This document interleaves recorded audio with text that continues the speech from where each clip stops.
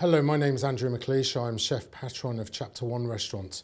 Today we're going to prepare a rump of Irish beef. So nice sharp knife, we're going to remove the cap from the rump.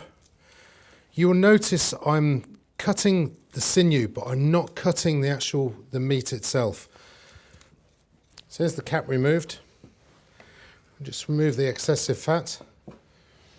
Slide a knife underneath the sinew and take it away. So you can see the way I did that. I cut away from myself first. It gives me a little handle. Then I can cut back. So that's the cap. So from there, we're following the guideline of where the cut's going. So we're just going to remove some excessive fat. Underneath, I've turned the rump over. Underneath, I'm just going to extract this little fillet here. Beautifully tender piece. Okay, so far so simple.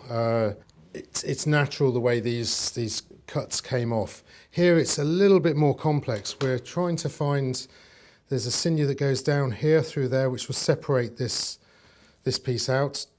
And there's a cut in there which will take 50% of this out, but we will leave this softer bit in the centre. Just try and find with the tip of my knife this sinew that goes through the meat until I get to the thicker part here, and then I'll cut through. So I've taken my meat here, I've exposed that sinew which will make the meat tough.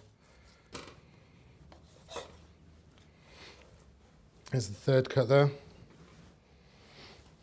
And finally, take this in half here.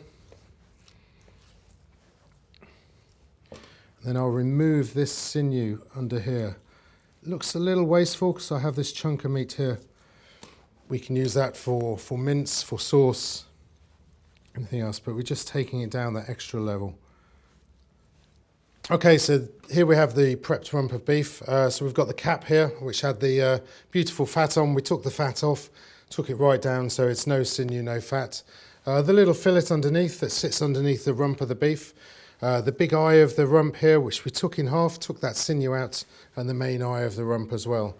But they roasted beautifully well. And this is Irish beef. It's all been aged for 30 days.